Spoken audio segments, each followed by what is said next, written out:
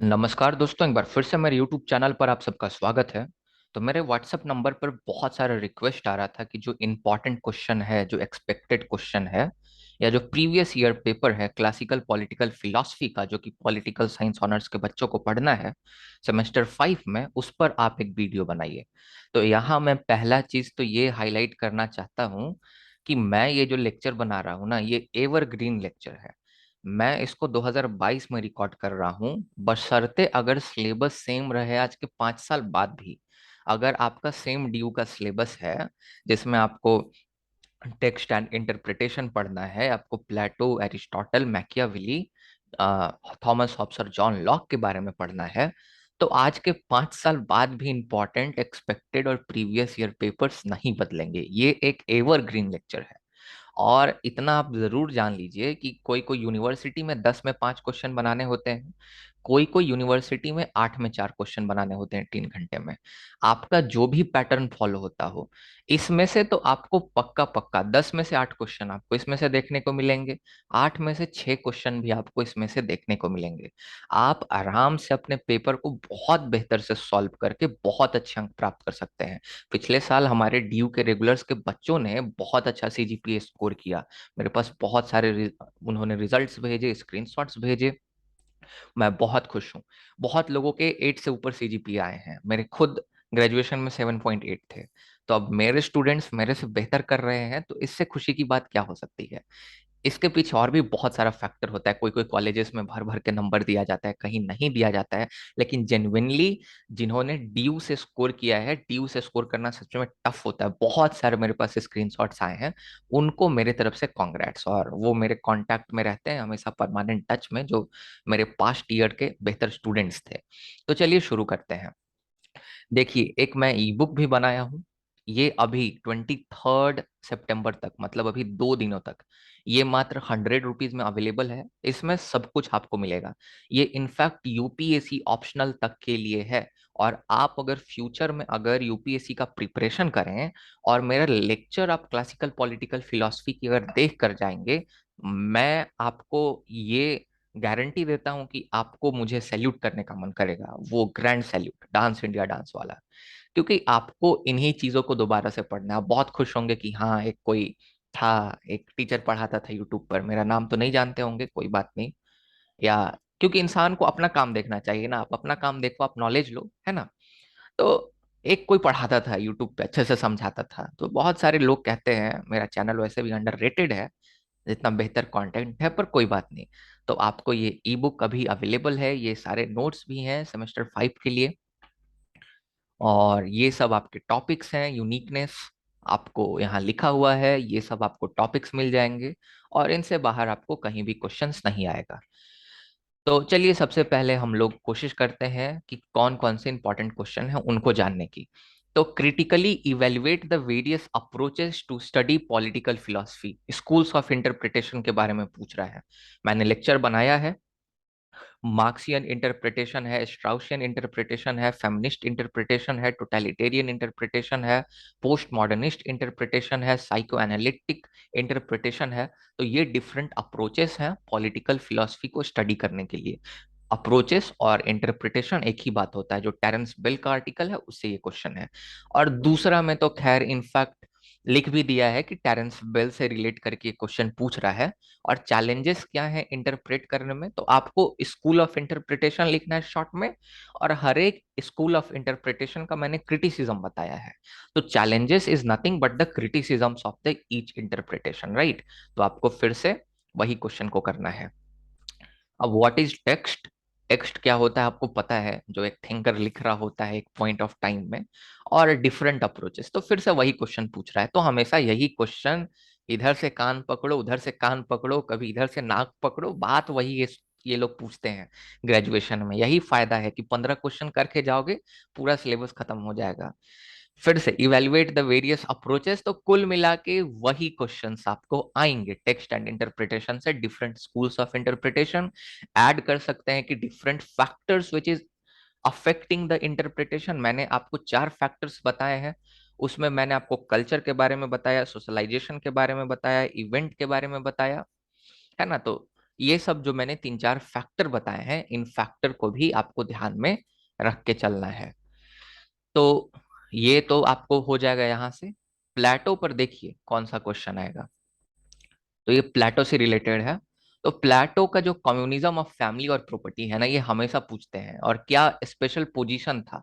तो ये मेरे नोट्स में मिल जाएगा कि प्लेटो के स्टेट में विमेन का क्या स्पेशल पोजीशन था। तो प्लेटो का जो आपका आइडियल स्टेट था, उसमें जो विमेन का पोजीशन था, वहां विमेन को इक्वालिटी दी जाती थी। विमेन भी जो है वह फिलोसफर क्वीन बन सकती थी, उनके पास ये लिबर्टी थी, उनके पास स्वतंत्रता थी, शिक्षा प्राप्त करती थी। वह स्पार्टा से इंस्पायर्ड था। मैंने प्लेटो वाले लेक्चर में, जिसमें मैंने एडुकेशन के बारे में बताया है, उसमें भी मैंने आपको इन चीजों के बारे में बताया है।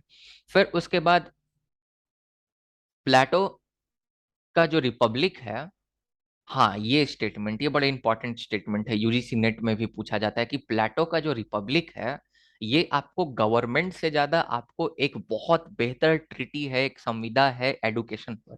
यहाँ एडुकेशन सिस्टम को बहुत अच्छे से डिफाइन किया गया है। तो आपको प्लेटो के एडुकेशन को यहाँ पे बताना है। तो प्लेटो का जो थ्योरी ऑफ एडुकेशन का लेक्चर है, आपको इसमें लिख देना है। और जो इंट्रोडक्शन पार्ट है और जो क्रिटिक पार्ट है, वो सब लेक्चर का सेम ही होता है। तो आप लोग बहुत कुछ बोलते हैं, बहुत कोई कि सर ये तो 3 ही पेज हो रहा है या 4 ही पेज हो रहा है। अरे भाई, इंट्रो भी तो लिखोगे, इंट्रो लिखोगे, क्रिटिसिज्म लिखोगे, कंक्लूजन लिखोगे, और कंटेंट लिखोगे, है कि नहीं। तो ऐसा नहीं है कि एडुकेशन पर ही आप 6 पेजेस लिख दोगे। और 6 पेज कौन लिखता है, 5 पेज का आंसर लिखो आराम से। और 5 पेज बोलने का मतलब दोनों तरफ का काउंट करके बोल रहा हूँ, 1 पेज तो इधर, एक दो ऐसे ही। 5 पेज बहुत ज्यादा होता है। क्योंकि बहुत सारे स्टूडेंट के साथ क्या होता होगा, क्योंकि मेरे साथ होता था, मैं पहला क्वेश्चन लिखता था 8-9 पेज, 1 घंटा तो मैं पहले क्वेश्चन में लगाता था। अब पता नहीं, हमेशा एग्जाम में होता था, हमेशा मैं चाहता था कि मेरा टाइम मैनेजमेंट एक्चुअली, मैं अपने कॉलेजेस के टाइम में इतना पढ़ लेता था, इतना पढ़ लेता था कि मेरे पास इतना कंटेंट होता था हर एक क्वेश्चन में कि मैं क्या बताऊं, मैं लिखता चला जाता, लिखता चला जाता। तो हो सकता था मैं हर एक आंसर में 15-15 पेजेस भर दूं। प्रॉब्लम है कि टाइम तो होता नहीं, और मेरा राइटिंग स्पीड उतना अच्छा है नहीं।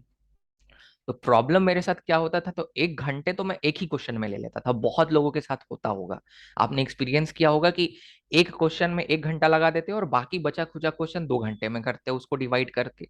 तो इससे बचना है, ये अपने इंस्टिंक्ट को जो है ना काबू में रखना है। तो मैंने अपना अप्रोच चेंज किया, मैंने अपना ये अप्रोच चेंज किया कि मुझे जिसमें सबसे कम कंटेंट पता है, क्योंकि मेरा स्ट्रक्चर तो हमेशा बेहतर होता था, तो मार्क्स तो अच्छे मिलेंगे। तो मुझे जिसमें सबसे कम पता होता था, मैंने उसको लिखना सबसे शुरू में स्टार्ट किया, ताकि मैं चाहकर भी इसको 5 पेजेस से 6 पेजेस से ज्यादा लिख ही ना पाऊं। और जो सबसे ज्यादा पता था मेरे को, उसको मैं अंतिम में लिखता था कि जो टाइम बचे इसी पे पूरा का पूरा दे दूंगा, वाइंड कर दूंगा, बीच में टाइम खत्म हो जाएगा। तो इससे बचना है, सबको इक्वल टाइम देना है। इसीलिए ऐसा नहीं कि एक क्वेश्चन 8 पेज में लिख दिया, बाकी क्वेश्चन 3-3 4-4 पेज में लिख दिया। तो ऐसे तो बड़ा खराब आपका छवि होगा एग्जामिनर के मन में। तो ये चीज से आपको बचना है। उसके बाद सेम क्वेश्चन पूछ रहा है कि क्रिटिकली जो है एग्जामिन कीजिए, जो प्लेटो का थ्योरी ऑफ कम्युनिज्म है, फैमिली और प्रॉपर्टी का लेक्चर बना हुआ है। आप लेक्चर से भी आंसर कर सकते हैं, ऐसा नहीं कि मेरा नोट्स खरीदना इंपॉर्टेंट है। अब मुझे तो नोट्स सेल करके थोड़ा फायदा हो जाएगा, आपको यूपीएससी तक का ज्ञान जो है 100 रुपए में मिल रहा है। तो दोनों का फायदा है, तो मैं आपको इंसिस्ट करूंगा। पर ऐसा नहीं है कि आप नोट्स नहीं खरीदेंगे तो आप मेरे लेक्चर को सुनकर अपने से आंसर नहीं लिख सकते। बिल्कुल लिख सकते हैं, बिल्कुल तैयार कर सकते हैं आंसर्स को। फिर उसके बाद discuss the rationalist vision of Plato as brought out in his theory of philosopher king. अब फिलोसफर किंग के थ्योरी के बारे में आपको यहाँ लिखना है। अब रैशनलिस्ट विजन ये पूछ रहा है कि भाई बहुत सारे लोग ना फिलोसफी की पढ़ाई करेंगे, अब सब में से फिलोसफर कौन बनेगा। तो प्लेटो का यहाँ पे रीजन ये है, रेशनैलिटी ये है कि जो पावर के लिए भूखा नहीं होगा उसको बनाया जाएगा, है ना। तो ये चीज यहाँ पे आपको ध्यान में देना है, आपको समझ में आ जाएगा। आप लेक्चर्स बाय लेक्चर्स जाइएगा, मैं डिस्क्रिप्शन बॉक्स में आपको लिंक दे दे रहा हूँ। सबके सब लेक्चर्स एकदम लाइन में बने हुए हैं। जो जो नहीं बना हुआ, जैसे एक दो मैकियावेली का छूट रहा है, मैकियावेली पूरा कंप्लीट है, पर इंपॉर्टेंट क्वेश्चन के हिसाब से 1-2 लेक्चर में समझा दूंगा कि मैकियावेली के आंसर्स आपको कैसे लिखने हैं। अब यहाँ पे क्रिटिकली एग्जामिन फिर से वही चीज पूछ रहा है, तो इसको मैं दोबारा नहीं बताऊंगा। प्लेटोनिक स्टेट लेक्चर नंबर, अंतिम वाला जो लेक्चर है उसमें मैंने बताया ही है। फिर कॉन्सेप्ट ऑफ फिलोसफर किंग, फिर से वही चीज 4 और 8 क्वेश्चन सेम ही है। फिर उसके बाद थ्योरी ऑफ फॉर्म्स पे शॉर्ट नोट लिखना है। थ्योरी ऑफ फॉर्म्स पे शॉर्ट नोट ही आएगा क्योंकि इस पे इतना कंटेंट होता भी नहीं है, इंसान क्या लिखेगा 5 पेज। फिलोसफर किंग पर भी शॉर्ट नोट आ सकता है, व्यूज ऑफ एडुकेशन पर भी शॉर्ट नोट आ सकता है। तो 2 लिखने होते हैं तो शॉर्ट नोट आता है ना, तो एक आंसर को 2-2.5 पेज से ज्यादा मत लिखा कीजिए, वरना बहुत स्टूडेंट क्या करते हैं कि शॉर्ट नोट के चक्कर में गच्चा खा जाते हैं। प्रॉब्लम क्या होता है कि वो राइट ऑन एनी टू लिखा होता है, तो एक को तो वो 4 पेज में लिखेगा, दूसरे को भी 4 पेज में लिखेगा, तो इसी को 8 पेज में लिखता है, बाकी जो बाकी का क्वेश्चन होता है छूट जाता है। ये मेरे साथ नहीं हुआ, ये इसमें मैंने कभी गच्चा नहीं खाया है अपने टाइम में, मैं 2-2.5 पेज में ही लिखता था। अब उसके बाद एरिस्टोटल के बारे में जानने की कोशिश करते हैं। तो एरिस्टोटल का व्यूज ऑन सिटीजनशिप बनाया हुआ लेक्चर आप देख सकते हैं। एरिस्टोटल किस प्रकार से स्लेवरी को जस्टिफाई करता है, again there is the lecture, you can watch that. Okay, बहुत सिंपल सिंपल क्वेश्चंस हैं। फिर एरिस्टोटल का आइडियल स्टेट है वो प्लेटो का सेकंड बेस्ट जो है स्टेट है।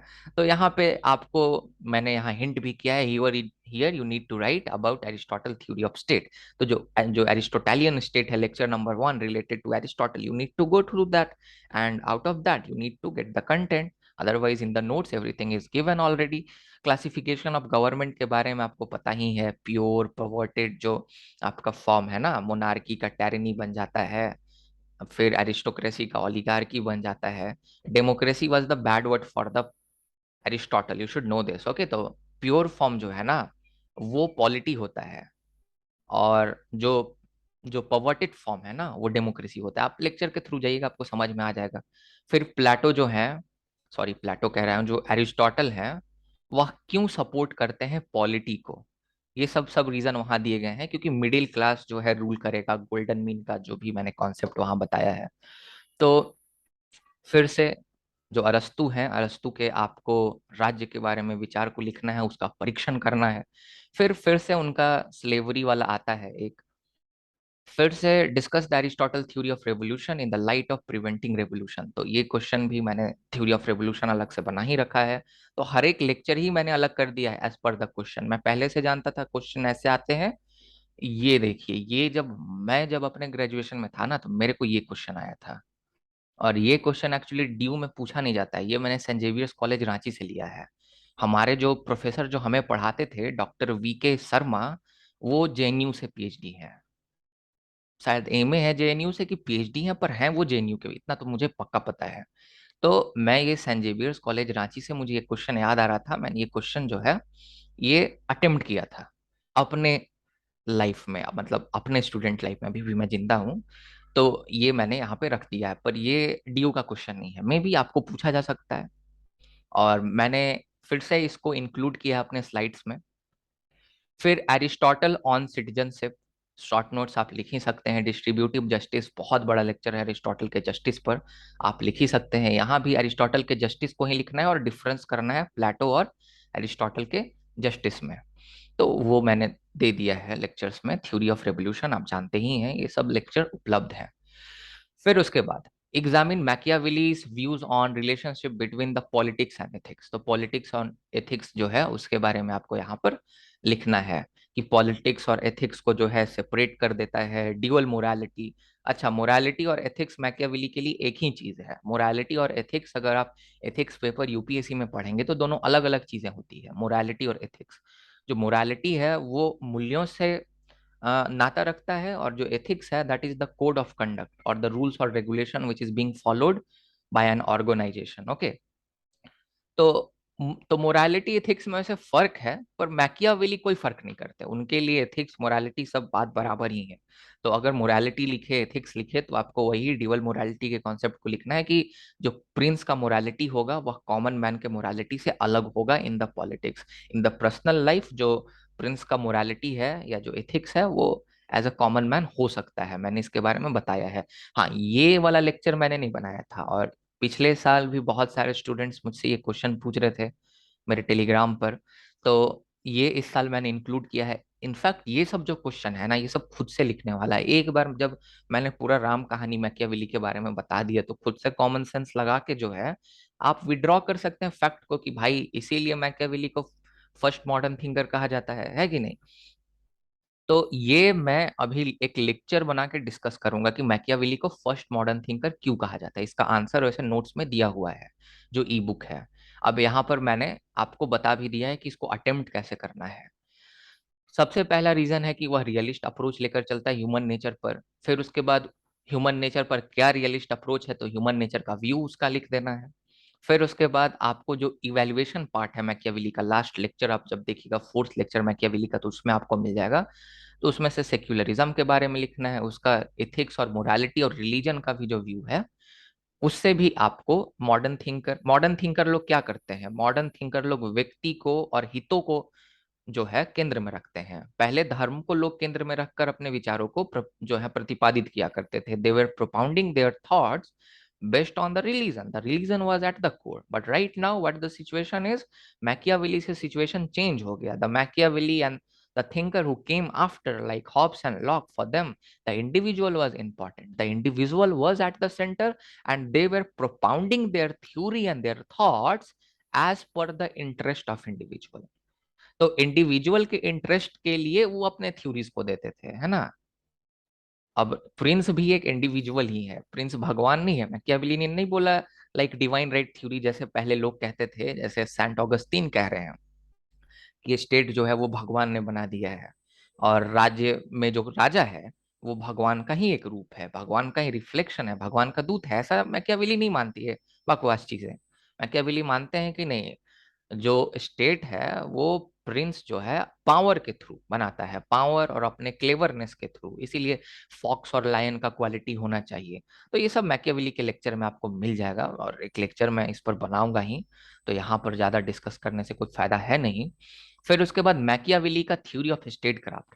अब थ्योरी ऑफ स्टेट क्राफ्ट मैंने कहीं लिखा नहीं है अपने वीडियो में, है ना, कि ये थ्योरी ऑफ स्टेट क्राफ्ट है। बहुत सारे स्टूडेंट पूछते हैं थ्योरी ऑफ स्टेट क्राफ्ट में क्या लिखें क्या लिखें। अरे भाई, थ्योरी ऑफ स्टेट क्राफ्ट में आपको मैकियावेली जो बताते हैं कि किंग का क्या क्वालिटी होना चाहिए, किंग को वह क्या एडवाइस देते हैं, वह धर्म पर अपना क्या विचार लिखते हैं, जो इथिक्स है या मोरालिटी है उस पर अपना क्या विचार रखते हैं, ये सब हो जाएगा स्टेट क्राफ्ट का पार्ट। तो इसीलिए मैंने एक सेपरेट वीडियो नहीं बताया कि this is the theory of state craft. ये सभी चीजें थ्योरी ऑफ स्टेट क्राफ्ट का हिस्सा हैं। तो ये जब चीजों को आप लिख देंगे ना, तो आपका आंसर कंप्लीट हो जाएगा। ये मेरे ख्याल में लेक्चर नंबर 2 है, मैंने वहां पे ये बताया है, quality of king and advice to the king, right. Prince या किंग बात बराबर ही है। फिर उसके बाद evaluate the main feature of the state craft detailed in Machiavelli's Prince. तो सेम एज क्वेश्चन नंबर 3, मैंने जो अभी डिस्कस किया सेम ही है क्वेश्चन नंबर 4। फिर Machiavelli is the child of Renaissance. In the light of the statement discuss Machiavelli as first modern thinker. तो ये same question है, same as question number 2। In fact आप जब लिखेंगे Machiavelli as first modern thinker, उसमें आप जरूर बताएंगे कि मैकियावेली आखिर आधुनिक बने कैसे, क्योंकि उन पर पुनर्जागरण का प्रभाव था, रेनेसा का प्रभाव था। तो रेनेसा वाला चीज जो है ना, वो पूछे अपने मन से ना पूछे, ये आपको उसमें इनकलकेट करना ही है अपने आंसर्स में। तो ये 2 नंबर और 5 नंबर एग्जैक्टली सेम है दोनों का आंसर। फिर मैकियावेली ऑन रिलीजन, पूरा का पूरा लेक्चर अवेलेबल है भाई। Discuss the Machiavelli's view on ethics या रिलीजन या मोरालिटी, पूरा का पूरा जो व्यू जो है लेक्चर अवेलेबल है। फिर do you think the Machiavelli is the first modern thinker, give your reason. तो फिर से बहुत सारे रीजन मैंने वहां मेंशन किया हुआ है अपनी ई बुक में, मैं एक बार लेक्चर बनाऊंगा। मैं बोल ही रहा हूँ कि कैसे Machiavelli is the child of Renaissance है। तो फिर से क्वेश्चन नंबर 2 और 5 के जैसा ही आपको लिखना है, ई बुक में आंसर्स हैं, लेक्चर बनाने वाला हूँ। फिर उसके बाद हॉब्स के बारे में आ जाते हैं। ये लेक्चर मैंने लगता है 2 दिन पहले अपलोड किया है, शायद आज के 2 दिन पहले। Machiavelli is both an individualist as and an absolutist, इसका मैंने आंसर अपलोड किया है। क्वेश्चन नंबर 1 और क्वेश्चन नंबर 2 का आंसर सेम होगा, describe Machiavelli as an individualist. यहाँ देखिए आपको क्या करना है कि मैकियावेली असल, मैकियावेली कह रहा हूँ, I am so sorry, Hobbes जो है, थॉमस हॉब्स, थॉमस हॉब्स सही मायने में एक व्यक्तिवादी चिंतक हैं। पर बहुत सारे स्कॉलर्स का ये मानना है कि मैकियावी सॉरी, जो थॉमस हॉब्स हैं वह एक एब्सोल्यूटिस्ट हैं, वह एक अधिनायकवादी हैं। और इस चीज को मैंने आपको बताया है आज के 2 दिन पहले जो मैंने लेक्चर अपलोड किया। तो आपको तो सबसे पहले ये लिखना है कि कुछ स्कॉलर्स मानते हैं कि जो थॉमस हॉब्स हैं वह एब्सोल्यूटिस्ट हैं, और फिर आपको ये तर्क देना है कि नहीं, उनका जो एब्सोल्यूटिज्म है वह इंडिविजुअलिज्म को सपोर्ट करने के लिए है। उनके विचारों में जो अधिनायकवादी सोच देखने को मिलता है वह इसीलिए है ताकि वह व्यक्तिवाद को और मजबूती से पेश कर सकें। इस पूरे क्रोनोलॉजी को मैंने समझाया है, आप उस लेक्चर में जाकर देख सकते हैं। तो इसीलिए अगर दूसरा क्वेश्चन भी पूछेगा कि मैकियावेली एक इंडिविजुअल, अरे भाई मैकियावेली मेरे मुंह से क्यों नहीं हट रहा है यार, अगर थॉमस हॉब्स अगर इंडिविजुअलिस्ट हैं तो सबसे पहले तो आपको ये बताना पड़ेगा कि कुछ चिंतकों का ये तर्क है कि जो थॉमस हॉब्स हैं वह एब्सोल्यूटिस्ट हैं, और उसके बाद आपको उसका खंडन करना है, और फिर से आप उनको डिस्क्राइब कर दीजिए कि किस प्रकार से थॉमस हॉब्स जो हैं वह इंडिविजुअलिस्ट हैं, है ना। फिर उसके बाद इसी प्रकार का एक और क्वेश्चन था भाई, उसको देखने दो सबसे पहले। एक और इसी तरह का क्वेश्चन है, हाँ ये वाला। Being an absolutist, Hobbes was the first individualist. तो ये सब क्वेश्चन एक ही है, question number 1, question number 2, question number 4। आपको एक ही पैटर्न का आंसर लिखना है। आप सबसे पहले ये बताएंगे कुछ चिंतकों का, कुछ स्कॉलर्स का मानना है कि जो थॉमस हॉब्स हैं वह एक टोटलिटेरियन है, एब्सोल्यूटिस्ट हैं, लेकिन इनका खंडन भी किया जाता है वेफर के द्वारा, प्रोफेसर ऑक्सफोर्ड के द्वारा, उनका कोटेशन दे सकते हैं। मैंने 8-10 रीजन वहां पर डिस्कस किया है, 8-10 पॉइंट डिस्कस किया है जो कि नोट्स में भी हैं। तो आप उसको मेंशन करेंगे, आपका आंसर पूरा हो जाएगा। फिर उसके बाद human nature is the centre, तो यहाँ आपको तो ह्यूमन नेचर के बारे में डिस्कस करना है सबसे पहले, और उसके बाद हॉब्स और लॉक का क्या क्या डिफरेंट नेचर है, ह्यूमन नेचर मतलब ह्यूमन नेचर पर क्या विचार है उसको आपको यहाँ पे लिखना है। तो हॉब्स और लॉक के बीच में जो डिफरेंस वाला जो लेक्चर है वो 40 मिनट का इतना बेहतरीन लेक्चर मैंने बनाया है, पता नहीं व्यूज ही नहीं जाता, पता नहीं क्यों स्टूडेंट्स नहीं देखते। भाई शॉर्ट्स देखने में ही तो आजकल एक आध घंटा निकल जाता है, एक आध दिन मेरे साथ भी हुआ। पर मैं थोड़ा डिसिप्लिन्ड हूँ, मैं समझ गया कि अरे भाई ये मेरे साथ प्रॉब्लम हो रहा है, मेरे साथ कोई रॉन्ग नंबर कर रहा है। तो मैं तुरंत एकदम शॉर्ट्स को बंद किया, इंसान यहाँ स्क्रॉल करते रह जाता है। तो जब से यूट्यूब को ये लोग बना दिया है टिकटॉक, तब से तो बच्चे पहले पहले कोई काम नहीं होता था तो चलो पढ़ो तो ऐसा सर्च करके कुछ देख लेते हैं, देख लेते थे। पर अब तो भाई आप ऐसे ऐसे स्क्रॉल करते जाएं, आपको तो वहां पूरा का पूरा समुद्र देखने को मिलेगा। तो कहाँ से मन लगेगा पढ़ाई में, तो बर्बाद कर दे रहा है ये शॉर्ट्स ये सब यूट्यूब लाके। अब यहाँ पे discuss the Hobbes theory of sovereignty, तो थ्योरी ऑफ सोवेर्निटी जो हॉब्स का है वो मैंने बहुत अच्छे से डिस्कस किया है। पूरा आंसर अगर उसका लिख देंगे, पूरा स्लाइड अगर छाप देंगे, इंट्रोडक्शन और पूरा लेक्चर नंबर 2, आपका आंसर कंप्लीट हो जाएगा। यहाँ पे ये भी लिखा है कि किस तरह से सोवरेन को इमेंसिपेट किया, मतलब मुक्त किया धर्मों के चंगुल से थॉमस हॉब्स ने। तो मैंने बताया कि अब जो सोवरेन था, लेविएथन था, वह धर्म से ऊपर था, धर्म के जो कानून थे वह लेविएथन पर लागू नहीं होते थे, लेविएथन उन कानूनों को कमांड कर सकता था। तो ये सब चीजें आपको लिखनी है। Critically discuss Hobbesian social contract, तो ये तो भाई बड़ा आसान सा क्वेश्चन है, lecture number 1। Discuss the feature of Hobbesian state, अब ये कहीं डीयू में नहीं था, ये मुझे याद है मेरे जो 1 साल पहले जो जेवियर के स्टूडेंट्स ने आंसर लिखा था ना, तो हम लोग जो है ना वो कलेक्ट करते थे अपने टाइम में 3-4-5 साल का जेवियर का पेपर कि भाई कहाँ से क्वेश्चन आया थोड़ा देखेंगे। तो पिछले साल वाला क्वेश्चन में ये था, मतलब जिस साल मैं एग्जाम दिया था उसके पहले वाले बैच को ये क्वेश्चन पूछा गया था, discuss the feature of Hobbesian state. मैं तैयारी करके गया था इसका, मैं सोचा आएगा क्योंकि रिपीट होते थे क्वेश्चन, आप जानते हैं इससे बाहर कहीं क्वेश्चन नहीं आएगा। तो फिर से तो क्वेश्चन रिपीट ही होंगे ना, वो कोई भी विश्वविद्यालय हो, कोई भी यूनिवर्सिटी हो, क्वेश्चन तो रिपीट ही करते हैं। तो इसीलिए मैंने इसका भी आंसर तैयार किया था, तो इसको भी मैंने इंक्लूड कर दिया। मे भी आपसे पूछ लिया जाए, या सेंट जेवियर्स कॉलेज रांची के स्टूडेंट से पूछ लिया जाए दोबारा से, वीके शर्मा सर इसको सेट कर दें, may be. The absolute power of the sovereign was really a necessary complement of his individualism. हाँ, बिल्कुल सही बात है। अब ये जो 9 नंबर क्वेश्चन है ना, ये 9 नंबर क्वेश्चन भी नंबर 1, नंबर 2 और नंबर 4 के जैसा ही है, सेम चीज आपको पूछ रहा है ना। स्टेट और इंडिविजुअलिज्म में क्या संबंध था, इस चीज को पूछने की कोशिश कर रहा है। तो फिर से आप जो है ना, अगर उसमें लिखते हैं हॉब्स कैसे एक इंडिविजुअलिस्ट है, लेकिन कैसे लोग उसको एब्सोल्यूटिस्ट पोर्ट्रे करते हैं, तो आपका आंसर हो जाएगा। तो ये बस घुमा के लंबा चौड़ा सवाइन का एक स्टेटमेंट दे दिया है। बात वो एक यही यही पूछ रहा है। बात पूछ रहा है कि किस प्रकार से हॉब्स जो है एक इंडिविजुअलिस्ट है। इंडिविजुअलिस्ट है, व्यक्तिवादी है, तो आप इसको कैसे प्रूफ करेंगे? प्रूफ करेंगे कि भाई राज्य जो है, जो लेविएथन है और जो व्यक्ति है, उसके बीच में संबंध क्या है। तो उसी से तो आप व्यक्ति कोई वादी है कि कोई अधिनायकवादी है। जहां राज्य जो है वो फ्रीडम देगा, वो व्यक्तिवादी हो गया। वो समाज होगा, सोसाइटी होगा। तो सेम ही क्वेश्चन है, 1 2 4 इनफैक्ट 9। तो आप इसको कर ही लेंगे। फिर उसके बाद डिफरेंस वाला है, what do you understand by the state of nature, you know that. जहाँ कोई अथॉरिटी, जहाँ कोई गवर्नमेंट नहीं था, है ना। और यहाँ पर स्टेट ऑफ नेचर हॉब्स और लॉक का है, मैंने डिफरेंस वाले लेक्चर में भी समझाया है, ऐसे भी मैंने दोनों में बताया ही है, तो आप कंपेयर कर सकते हैं, आंसर्स भी है इसके। फिर discuss lock view on property, बड़ा इंपॉर्टेंट क्वेश्चन है, ये पूछता है, और ये तो सबसे वीवीआई क्वेश्चन निकला इसका। ये हमेशा पूछेगा, explain Locke's view on natural right with reference to the right to property. Right to property तो लॉक का जो है ना कॉर्नर स्टोन है। मैं हमेशा से बोलते आया हूँ कि लॉक एक बुर्जुआ क्लास का थिंकर है, कैपिटलिस्ट थिंकर है। इसीलिए लॉक के लिए जो है ना राइट टू प्रॉपर्टी बहुत ही महत्वपूर्ण है।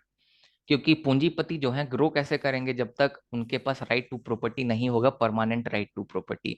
क्योंकि हॉब्स ने तो इनसे छीन लिया था ना परमानेंट राइट टू प्रॉपर्टी, मैंने आपको हॉब्स के लेक्चर में बताया है, तो उससे आपको रिलेट करके लिखना है।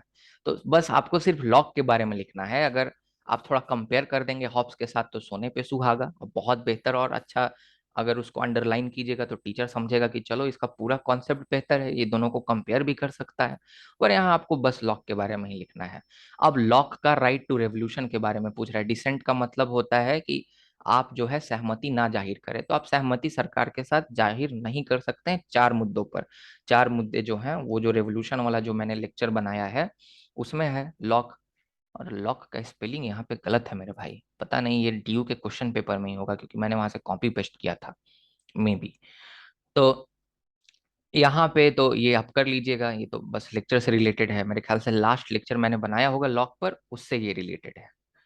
और अभी तो मैं लॉकियन स्टेट के बारे में भी इसको बनाऊंगा एक लेक्चर। लॉक में बस एक ये बचा हुआ है, discuss the features of Lockean state. अब जब हॉब्सियन स्टेट बना दिया तो लॉकियन स्टेट जो है मैंने उसके भी फीचर्स बना दिए, ताकि आपको कंपेयर करने में और यूपीएससी के लिए बाद में आपको मदद मिले, और मे भी क्वेश्चन आ जाए, कौन जानता है। क्वेश्चन दे भी सकते हैं, पर इससे बाहर तो नहीं देंगे। फिर उसके बाद मैंने जैसा कि आपको बोला कि जो नेचुरल राइट और जो राइट टू प्रॉपर्टी है, इससे हमेशा क्वेश्चन पूछते हैं, तो दोबारा से पूछा। लॉक का लिबरलिज्म पर शॉर्ट नोट्स आया है, तो लॉक का लिबरलिज्म आप लिख सकते हैं किस तरह से नेचुरल राइट को सपोर्ट करते हैं, है ना। तो वो आपका हो जाएगा। फिर उसके बाद explain Locke's view on the nature of social contract. तो नेचर ऑफ सोशल कॉन्ट्रैक्ट मैंने अभी लॉक में अपडेट भी किया है नोट्स में, कि लॉक के जो सोशल कॉन्ट्रैक्ट है उसके फीचर, उसका क्रिटिसिज्म। फिर रॉबर्ट फिल्मर उसके सोशल कॉन्ट्रैक्ट को कैसे क्रिटिसाइज करता है, तो ये सब चीजें हैं। तो इतना ही में से आपको क्वेश्चन देखने को मिलेगा। 110% एकदम आप आश्वस्त होकर जाइए, मैं एश्योर करता हूं इससे बाहर क्वेश्चन नहीं पूछा जाएगा।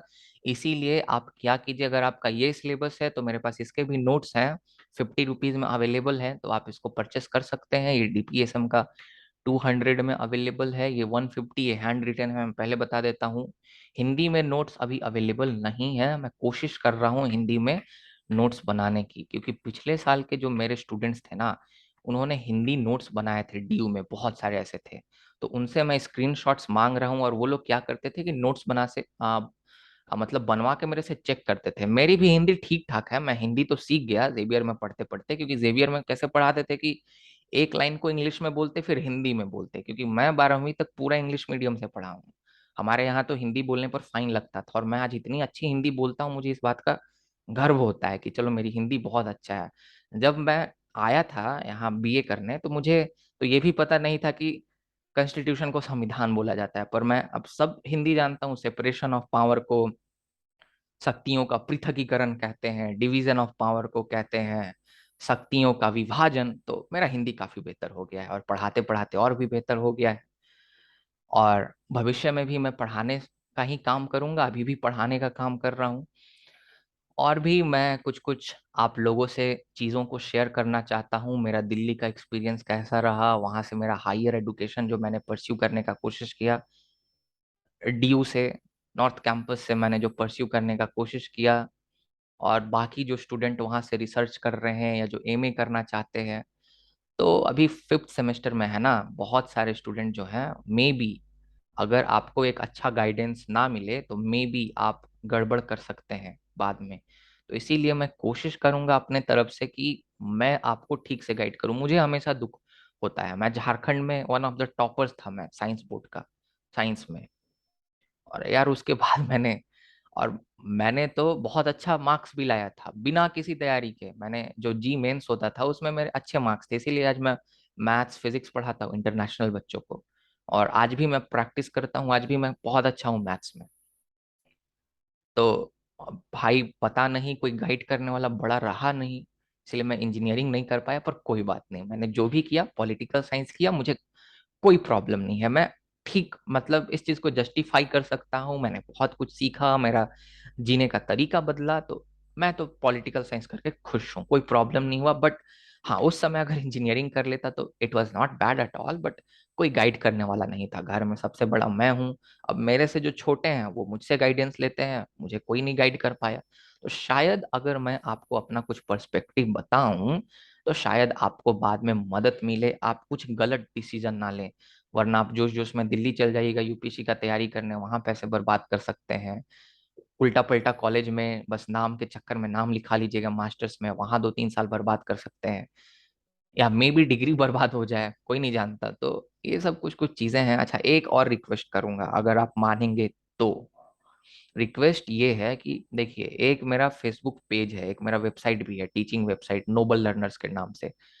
उम्मीद है फेसबुक चलाते होंगे, एक लिंक दे रहा हूँ डिस्क्रिप्शन बॉक्स में, नोबल लर्नर्स के नाम से फेसबुक पेज का लिंक है। प्लीज आप उसको लाइक कर दीजिए, अगर ज्यादा लोग लाइक करेंगे तो जल्दी ग्रो होगा। और फ्यूचर में उसमें मैं इंटरनेशनल स्टूडेंट्स को हिस्ट्री पॉलिटी ये सब पढ़ाऊंगा, क्योंकि सिलेबस सेम ही है। आप अगर देखेंगे, अगर फॉरेन से अगर कंपेयर करेंगे तो। और आप में से जो होनहार स्टूडेंट्स होंगे, मे बी उनको जॉब अपॉर्चुनिटीज मिले अगर मैं ग्रो करूंगा तो मुझे ग्रो करने में मदद करें, मैं आपकी मदद कर रहा हूँ, मैं पूरा मदद करूंगा आप सबकी।